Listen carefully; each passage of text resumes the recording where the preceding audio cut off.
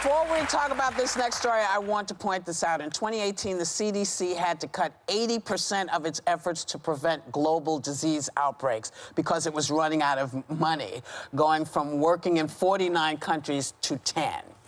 Oh my God. So Thanks. But also, I just thought I should let you know that before I get into the heart of this.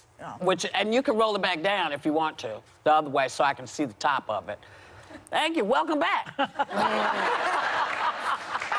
Center for Disease Control's warning that the coronavirus is spreading and it's inevitable, it sent the stock market into a nosedive. You know who has been saying, nah, there's nothing to worry about. Yeah, this is the same guy who said the hurricane was coming, too. Just keep that in mind. The windmills cause cancer is a whole thing. And he's blaming the media and Democrats for causing a false panic. Come on. Well, he's worried because the stock market could plummet.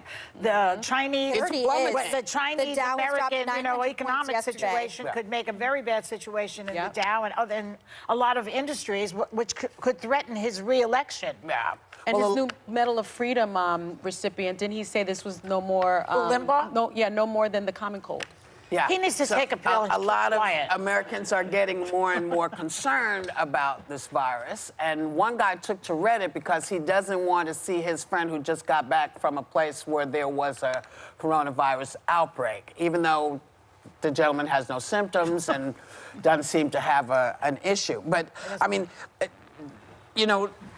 when you look, it's 84% of the people who have gotten this virus got it like it's a bad cold. It didn't kill 84% of them. Yeah. Okay? This is, this is a really crappy, awful flu, and more than a flu. If you get it, it's I have to say the fear of a global pandemic is always going to be something that's going to scare people. I can remember watching Outbreak when I was younger. I think people have seen Contagion, and you automatically think, oh my God, is the government lying to us? Which is a totally rational question to ask, by the way, because I think you're seeing videos everywhere of old people, at least I've seen them on Twitter, of old people hemorrhaging and dying in China. 2,700 people have died. In 2018, the CDC had to cut 80% of its efforts to prevent global disease outbreaks because Trump wanted to use the money to build his wall, okay?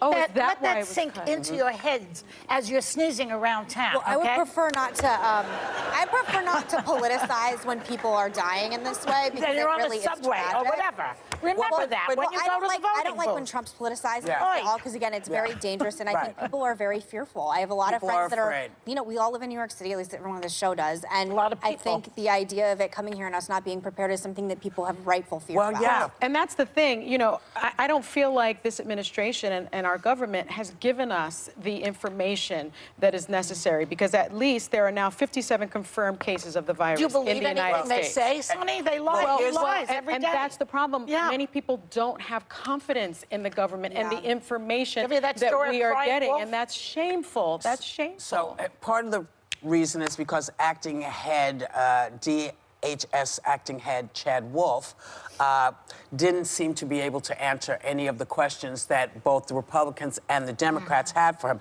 How many infected cruise ship people we took back, how it's transmuted, if we have enough respirators. So when people who are supposed to know don't have any information, it's up to us not to panic and figure out what to do.